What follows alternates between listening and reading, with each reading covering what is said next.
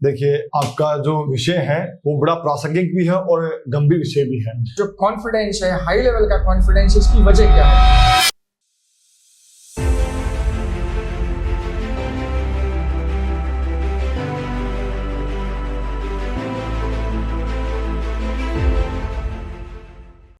नमस्कार, Narendra Sisodia, national Bharat news पर। आज मैं रूबरू करवाना चाहता हूं एक ऐसी अजीम शख्सियत से, एक सेलिब्रिटी से, एक डिग्निटी से, एक अद्भुत व्यक्तित्व से, जो एक ग्रामीण परिवेश से निकलकर दीनवा, जाटान गांव, लक्ष्मणगढ़ सीकर जैसे सामान्य पृष्ठभूमि, सामान्य परिवार, सामान्य ग्रामीण परिवेश से निकलकर उन्होंने अपनी विद्या का, अपने ज्योतिष शास्त्र का, वास्तु शास्त्र का लोहा ना सिर्फ प्रदेश में, पूरे देश में उन्होंने अपना लोहा मनवाया है।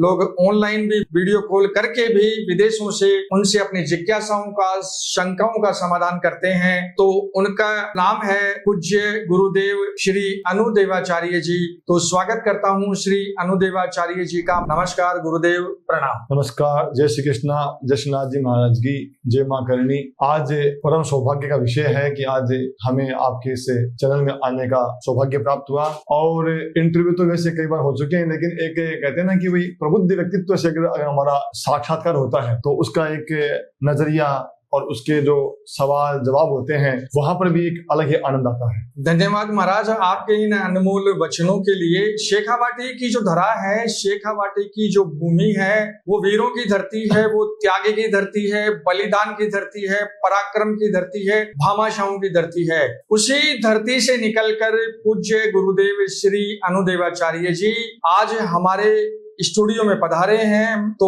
गुरुदेव, आप ये बताने का श्रम करें, कृतार्थ करें हमें ये बताकर कि वास्तु शास्त्र में और जो ज्योतिष शास्त्र में है, लोग शंकाग्रस्त होते हैं, कई जगह जाते हैं, कई जगह उनकी शंकाओं का समाधान नहीं होता। तो गुरुदेव के असंख्य शिष्यों से भी मैंने बात करी है, तो उन्होंने यही कहा है कि गुरुदेव सिर्फ हाथ देख के, मकान की अंदरूनी दशा को देख के पूरी समस्याओं का समाधान कर देते हैं।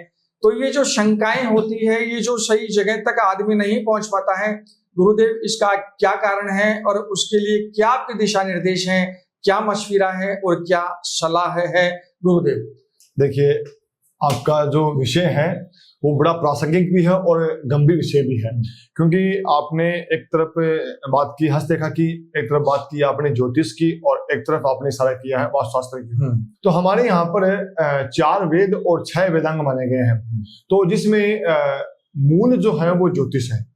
अब जब तक हमें ये पता नहीं होगा कि ज्योतिष कहते किसे है, तो ज्योतिष का जो अगर हम व्याकरण की दृष्टि से अन्वय करेंगे तो बनेगा ज्योति धन ईश। अब यहाँ पर इसका जो शाब्दिक अर्थ है वो होगा ईश्वर की ज्योति, मतलब उनका नेत्र है। अब यहाँ पर क्या होता है कि ईश्वर की ज्योति स्वरूप को जब हम समझते हैं तो हमें कहीं ना कहीं गुरु कृपा अवश्य चाहिए, हमें हमारी इष्ट कृपा अवश्य चाहिए, तब जाकर के आप ज्योतिष समझ पाते हो। और जो हस्तरेखा है वो एक अलग प्रकार की एक विद्या है जिसे हम सामुद्रिक शास्त्र बोल सकते हैं। तो यहाँ पर आपका जो गुरु का इष्ट है, आपके जो इष्ट की जो साधना है वो कार्य करती है, और आप हस्तरेखा देख करके ये बता सकते हो कि भविष्य जानना, भविष्यवाणी करना ये अलग विषय है। क्योंकि हमारे यहाँ पर व्याकरण में पाणिनि जी का सूत्र है इत्थम भूत लक्षणे जी, हम कोई लक्षण हमारे को ज्ञात होता है तभी हम उसका उपाय बता पाते हैं। जैसे जटा भी तपस्वी प्रतीयते, जटाओं से साधु मालूम होता है, तो ये हमें उसका अनुमान या लक्षण ज्ञात हुआ, तो हमें मालूम चला कि ये तपस्वी हैं, ये कोई सिद्ध है, ये कोई संत है, उनकी वेशभूषा को देख करके। तो ठीक उसी प्रकार से जब हम उसका, किसी व्यक्ति का, हमारे यजमान का हम हाथ देखते हैं तो हमें पहले ये ज्ञात होना चाहिए कि ये व्यक्ति अभी कौन सी शंका के समाधान के हमारे पास में आया है। और सबसे बड़ी बात क्या है कि मैं हमारे जो मेरे से जो श्रेष्ठ आचार्य हैं, मेरे से जो श्रेष्ठ जो पंडित जन हैं, उनसे मैं निवेदन करूंगा कि आप मेरे विषय का बुरा नहीं माने, क्योंकि मेरे कई शिष्य, मेरे कई जो यजमान हैं, उन्होंने केवल मंत्र विज्ञान के माध्यम से जो मैंने उनका हाथ देखा और उन्होंने उसका परिणाम उनके सामने आए। तो वास्तु एक अलग विषय है, ज्योतिष एक अलग विषय है, और हस्तरेखा एक अलग विषय है।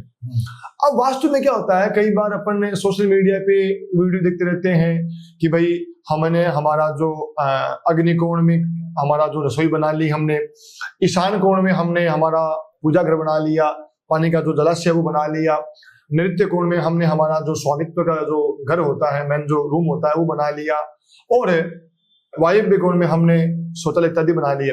लेकिन उसके बावजूद वास्तु ठीक नहीं है। तो कहीं ना कहीं हमारा इसमें मूल गड़बड़ है। अब मूल क्या है कि एक बहुत बड़े कवि हुए हैं रामवृक्ष बेनीपुरी, आप हिंदी के विद्यार्थी हैं तो आप समझ जाएंगे। तो उन्होंने एक बहुत सुंदर एक निबंध लिखा है, नींव की ईंट। तो वो कहते हैं कि जो कलयुग की जनता है, जो आजकल की जो जनरेशन है, जो लोग हैं, वो केवल कंगुरे को देखते हैं, नींव की ईंट को कोई नहीं देखता। तो यहाँ पर मेरा इस प्रसंग का जो लाने का औचित्य यह है कि नींव की ईंट अर्थात जब हमने पाया भरा, उस पाये को लोग महत्व नहीं देते हैं, क्योंकि वही उस भूमि का मेन आधार है। अब क्या होता है कि हमने अच्छे से डेकोरेशन करवा लिए, बड़े से बड़े जो हमारे जो इंजीनियर को बुला लिया, और उसके बावजूद भी वहां पे रहने वाले व्यक्ति को शांति प्राप्त नहीं हो रही है। तो कहीं ना कहीं उसमें हमारा जो मूल है वो है पाया।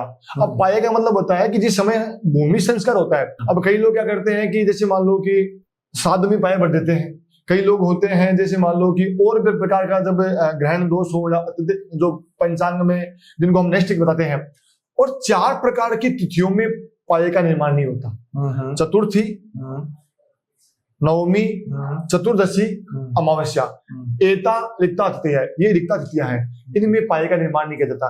अगर इस दिशा में अगर आपने पाया बना है तो निश्चित ही आप वास्तु दोष से पीड़ित रहेंगे, आपके घर में कोई ना कोई क्लेश या कोई ना प्रकार की बीमारी रहेगी। विभिन्न सामाजिक संगठनों द्वारा विभिन्न प्रतिष्ठित मंचों पर जहां बड़े बड़े डिग्निटीज, पर्सनैलिटीज और बड़े बड़े व्यक्तित्व जाने को तरसते हैं, मेवाड़ यूनिवर्सिटी के बौद्धिक और प्रख्यात लेक्चरर्स ने, वहाँ के स्टाफ ने भी पूज्य गुरुदेव अनुदेवाचार्य जी का सम्मान किया है। हाल ही में अभी कॉन्स्टिट्यूशन क्लब ऑफ जयपुर में जियो यूनाइटेड एनजीओ द्वारा भी गुरुदेव का सम्मान किया गया है। और ये कहा जाता है, गुरुदेव के असंख्य भक्तों को भी मैं जानता हूं, और उन्होंने कहा कि साहब गुरुदेव के संसर्ग में आने से पहले, गुरुदेव के सानिध्य में आने से पहले या गुरु जी के संयोजन में आने से पहले हम असाध्य रोगों से, असाध्य समस्याओं से, बल्कि जीवन ही खराब हो गया था। गुरुदेव के संपर्क में आने के बाद में हमारे जीवन में एक सकारात्मक और एक पॉजिटिव परिवर्तन आया, एक पॉजिटिव चेंज आया। बड़े बड़े पॉलिटिशियंस हैं, बड़े बड़े बिजनेसमैन हैं, इंडस्ट्रियलिस्ट हैं, उद्योगपति हैं, जो लेक्चरर्स हैं, बड़े बड़े कोचिंग संस्थानों के मालिक हैं, वो गुरुजी के संपर्क में आने के बाद में गुरुजी के बारे में बार बार कहते हैं कि गुरुजी के एक बार संपर्क में आने के बाद में हमारी सारी समस्याओं का स्वतः ही समाधान हो गया। तो गुरुदेव, मैं आपसे ये कहना चाहता हूँ कि इस अटूट विश्वास, इस श्रद्धा, इस एक उनका जो कॉन्फिडेंस है, हाई लेवल का कॉन्फिडेंस, इसकी वजह क्या है? देखिए क्या होता है कि विश्वास और श्रद्धा 2 शब्द हैं, और यहाँ पर मैं मेरे जो इष्ट हैं, मेरे जो गुरुदेव हैं श्री श्रद्धानाथ जी महाराज, उनका नाम लेना चाहूंगा, क्योंकि उन्होंने अपने जीवन में 2 चीजें ली, विश्वास और श्रद्धा। तो पहले हमारी श्रद्धा होनी जरूरी है, क्योंकि इस ज्ञान को प्राप्त करना है तो श्रद्धावान लभते ज्ञानम। अगर आपको ज्ञान प्राप्त करना है तो पहले आपके हृदय में, आपकी आत्मा में श्रद्धा उत्पन्न होनी होती है। अब हम क्या करते हैं कि जैसे कोई भी यजमान आता है, कोई भी हमारा शिष्य आता है, तो सबसे पहले उसका प्रेम पूर्वक हम सुनते हैं उसको। देखो, पर्ची निकाल करके किसी के बारे में बता देना या पूजा के माध्यम से बता देना, मैं आज आपके इस मन से एक बहुत बड़ी बात करना चाहूंगा जी गुरुदेव, कि अगर कोई व्यक्ति अगर मेरा उसमें बुरा माने, तो जो प्रबुद्ध जन है, जो पढ़े लिखे लोग हैं, जो शिक्षित लोग हैं, उनसे मेरा एक निवेदन है कि आजकल एक बहुत बड़ा कॉन्सेप्ट बाजार में चल रहा है मार्केट में कि ये नारियल निकाल दो, ये पूजा निकाल दो, ये है। होता क्या है कि पूजा या तो बालाजी की आती है या खाटू श्याम जी की आती है बालाजी, और हमारे जो भगवती इष्ट देवी की आती है, जो जीण माता है। ये तीनों स्थान हैं, तो सबसे जो सिद्ध पीठ है वो है हमारे सालासर बालाजी में। वहां के जो मंदिर जी उनसे मैं जुड़ा हुआ हूँ, आप जानते हैं भली बात है। और सालास खाटू श्याम जी भी मेरा जाना होता है। और जब मेरा अक्सर उनसे जब प्रासंगिक मुलाकात होती है तो मैं उनसे एक बात पूछता हूँ कि महाराज जी एक बात मुझे बताइए आप कि सालासर में आपके 200-250 जो पुजारी परिवार हैं, बंधु हैं, आपके भाई बहन हैं, उनका परिवार है, तो वहां पर किसी को भी बालाजी की पूजा नहीं आती है। और जितने भी बड़े उपकेंद्र हैं, छोटे मोटे जो भी हैं, वहां सब बालाजी की पूजा निकाल रहे हैं। कोई गोठा घुमा रहा है, कोई त्रिशूल घुमा रहा है। तो कहीं ना कहीं इससे क्या हमारा जो शास्त्र है उससे आप दूर हो गए। दूसरा हम भाग लेते हैं खाटू श्याम जी का, जहां पर लाखों अनुयायी वहां आते हैं। वहां के जो महंत हैं, वहां के जो पुजारी परिवार है, वहां के जो सेवकगण हैं, वहां पर किसी में खाटू श्याम जी का भाव नहीं आता है। बाकी जो केंद्र वहां पर भाव आ रहा है। ऐसे आप हमारे जीण माता जी के ले लीजिए, वहां का जो पारासर परिवार है, वहां पर किसी में भी पूजा वगैरह भाव नहीं आता है। तो कहीं ना कहीं हमारी सोशल मीडिया के जो दर्शक हैं, जो देखने वाले हैं, जिनको हम व्यूज करेंगे, वो भी इसके नरेंद्र जी जिम्मेदार हैं, क्योंकि उन्होंने जानबूझ करके पाखंड को बढ़ावा दिया है। क्योंकि जो पूजा क्या होती है, भाव क्या होता है, भावो विद्यते ही देव है, कि भाव में ही भगवान विराजमान है।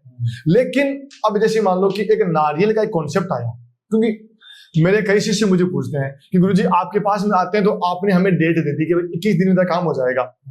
अगर आपके दर्शक चाहते हैं तो आप व्यूज के माध्यम से, देखने के माध्यम से, कमेंट के माध्यम से बताइए। मैं हर प्रकार के व्यक्ति का आपके चैनल पे या मेरे खुद के चैनल पे मैं डालूंगा वीडियो कि भाई इस व्यक्ति का ये काम हुआ है। तो इसमें क्या है, कहीं ना कहीं ये जो आपके दर्शक हैं, आपके हो या किसी भी चैनल के दर्शक हो, देखने वाले हैं, वो भी जिम्मेदार हैं। और अगर आपको वास्तव में समस्या का समाधान करना है तो हमारा शास्त्र कहता है कि देवाह मंत्राधीनाः, कि जो आपके ग्रह नक्षत्र हैं, जो भी हैं, वो आपके मंत्रों के अधीन होते हैं।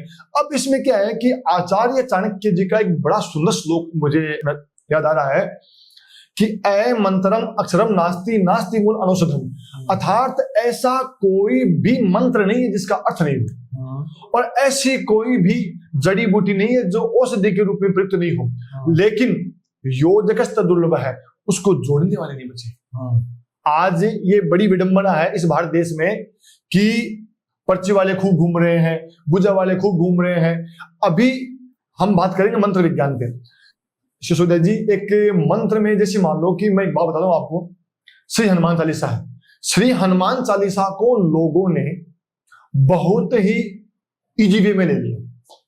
कैसे लिया? गांवों में जो स्वास्थ्य केंद्र होते हैं वहां पर कुछ दवाइयां मुफ्त मिलती हैं,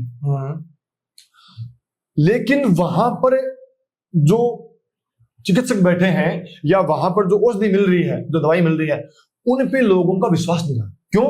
श्रद्धा नहीं रही। क्योंकि वहां पर हमने उसका मूल्यांकन है वो मूल्य से किया है कि ये हमें फ्री में मिल रही है, ये हमें कम पैसे में मिल रही है, तो हमने उसका मूल्य से मूल्यांकन किया है, इसलिए वो दवाइयां वहां पर सरकार है वो असफल रही है या हो रही है। तो ऐसे ही कहीं ना कहीं हमारे जो शास्त्र हैं, अब श्री हनुमान चालीसा एक ऐसा ग्रंथ है कि जिसके माध्यम से आपकी बड़ी से बड़ी समस्या हो, लेकिन उसको समझना बहुत जरूरी है। क्योंकि जैसे आप डॉक्टर के पास जाओगे तो डॉक्टर आपकी समस्या को पकड़ेगा, पकड़ने के बाद में आपको बोलेगा कि ये जो टेबलेट है ये आपको दिन में लेनी है, ये टेबलेट आपको रात में लेनी है, और ये एक टेबलेट आपको आधी लेनी है। तो उसमें कुछ पथ्य और अपथ्य आपको बताए जाएंगे। तो अब उसमें क्या होता है कि जो ज्योतिषी होते हैं, जो भी हमारे जो आचार्य श्रेष्ठ जन मेरे से, वो क्या करते हैं कि बोलते हैं कि सीधा आप ये पाठ करो। लेकिन उसमें गोस्वामी जी ने एक पद लिखा है, जो सतबार पाठ कर कोई छूट ही बंदी महासुख होई। अब यहाँ पर जो सत है वो यहाँ पर संख्यावाची शब्द है, संख्यावाची है, तो सत का अर्थ होता है 100 बार।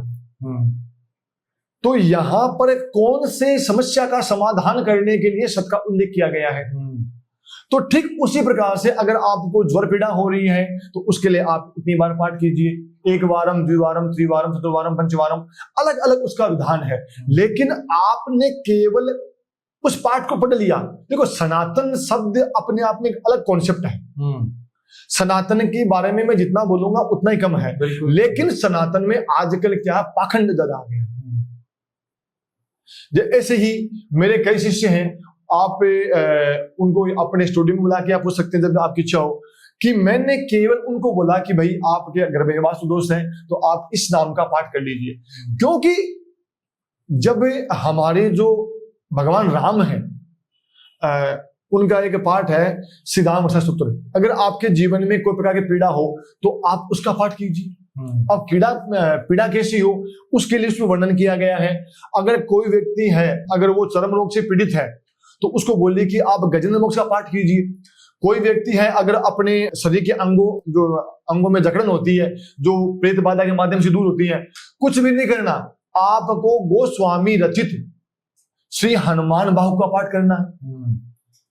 अगर नहीं होता है तो आप कहीं ना कहीं उसमें उसके जो समय है या उसका जो विधान है उससे आप अवगत नहीं है या उसके बारे में आप जानते नहीं है। हाँ, गोस्वामी जी ने जब तुलसीदास जी ने जब इस पुस्तक का लिखा श्रीरामचरितमानस को, तो वहां कहा कि भवानी शंकरो वंदे श्रद्धा विश्वास रूपिणो, कि वहां श्रद्धा भी होनी चाहिए और विश्वास भी होना चाहिए, तब जाकर के चीजें फलित होती है। जैसे अपन डॉक्टर के पास में गए, अब क्या होता है कि जैसे मान लो कि अपन डॉक्टर के पास में गए और हम वहां से दवाई लेके आ गए, अब आपको भी उन्होंने जो पैकेट दिया तो वो उसका पैकेट का रंग भी हरा है या सफेद है, मुझे दिया वो भी सफेद है, और हमारे जो सामने जो हमारा जो वीडियो रिकॉर्डिंग कर रहे हैं इनको भी दिया, तो सबको दिया तो अमन का सबका व्हाइट ही मिला।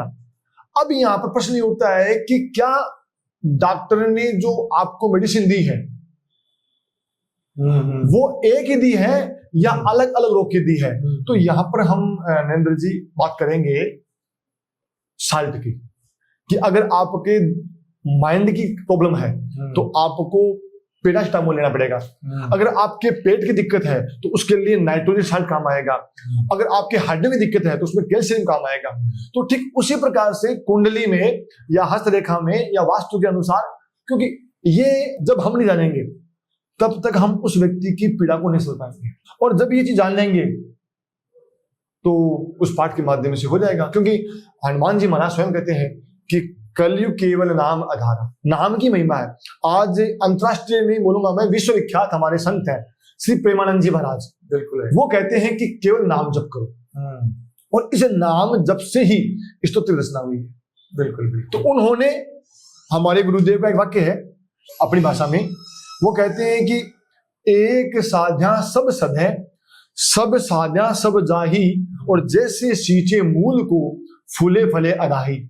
इसका मतलब होता है कि आप अपना एक कॉन्सेप्ट पकड़ लीजिए, एक मंत्र पकड़ लीजिए, एक अपना इष्ट पकड़ लीजिए, एक अपना गुरु पकड़ लीजिए। उसको पकड़ने के बाद में, क्या विराट कोहली ने पहले कितने अनुष्ठान करवाए होंगे, लेकिन जब उनको अपने गुरु की प्राप्ति हुई, प्रेमानंद जी महाराज की प्राप्ति हुई, तो आज उसका जो प्रदर्शन है, उसका जो व्यक्तित्व है, आज आपके सामने निखर के आ रहा है। आज एक युवा वर्ग को जो एक स्वामी विवेकानंद जी की तरह एक जो आदर्श व्यक्तित्व मिलना चाहिए था, वो आज उसके अंदर देखने को मिल रहा है। क्यों? क्योंकि उन्होंने एक को पकड़ लिया। अब हम क्या करते हैं कि जैसे मान लो किसी ने कह दिया कि ये काम है तो वो बालाजी करेंगे, ये काम बालाजी करेंगे। अरे भाई, एक व्यक्ति पे, एक इष्ट पे आप अपना विश्वास रखिए। रोज हमारे यहाँ पर बाबा लॉन्च हो रहे हैं, तो कहीं ना कहीं हमारे जो दर्शक हैं वो भ्रमित है। तो अपने आप को फोकस्ड करना है, गोल पे ध्यान केंद्रित करना है, और अलग अलग जगह में भ्रम और भय की स्थिति नहीं निर्मित करनी है। और पूज्य गुरुदेव अनुदेवाचार्य जी के बारे में अपने सभी दर्शकों को ये भी बताना चाहता हूँ कि कुछ दिवस पूर्व श्री बागेश्वर धाम में 200 कन्याओं का शुभ विवाह हुआ था। उसमें मुख्य वक्ता के रूप में और मुख्य धर्माचार्य के रूप में जो वैदिक मंगलाचरण हुए थे, पाणी ग्रहण संस्कार हुए थे, और हिंदू रीति रिवाजों से जितने शुभ कल्याणकारी वहाँ काम हुए थे, वो पूज्य गुरुदेव अनुदेवाचार्य जी के नेतृत्व में ही उसका समापन हुआ था। तो इतने दिव्य और इतने अलौकिक व्यक्तित्व से आज नेशनल भारत न्यूज ने एक साक्षात्कार लिया है। मैं नरेंद्र सिसोदिया खुद गर्वित और गौरवान्वित महसूस कर रहा हूँ। गुरुदेव, आपका स्वागत कर रहा हूँ अपने नेशनल भारत न्यूज पे। और गुरुदेव, आज तक जहाँ जहाँ इनकी चरण रज, जिस जिस भूमि पर, जिस जिस भवन पर, जिस जिस व्यवसायिक कार्यालय पर पड़ी है, उसने दिन दूनी उत्तरोत्तर रात दूनी तरक्की करी है, तो क्या आशीर्वाद देना चाहेंगे आप हमारे नेशनल भारत न्यूज़ परिवार को, चैनल के लिए और स्वयं नरेंद्र सिसोदिया के लिए? देखो क्या है कि नरेंद्र जी, आप सभी को ये व्यक्तित्व बाहर निकालने के लिए धन्यवाद। और मैं कहना चाहूँगा कि आज कहीं ना कहीं समाज एक ऐसी दिशा की ओर जा रहा है जहाँ पर हमें इस पाखंड को दूर करना है।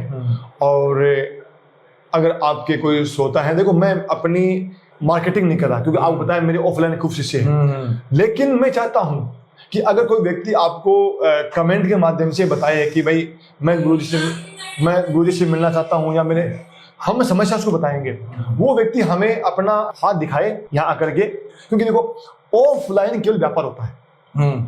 अब आज मैं इस आपके का जो चैनल है इसके माध्यम से कहना चाहूँगा कि मैं कई वीडियो देखता हूँ इंस्टाग्राम पे।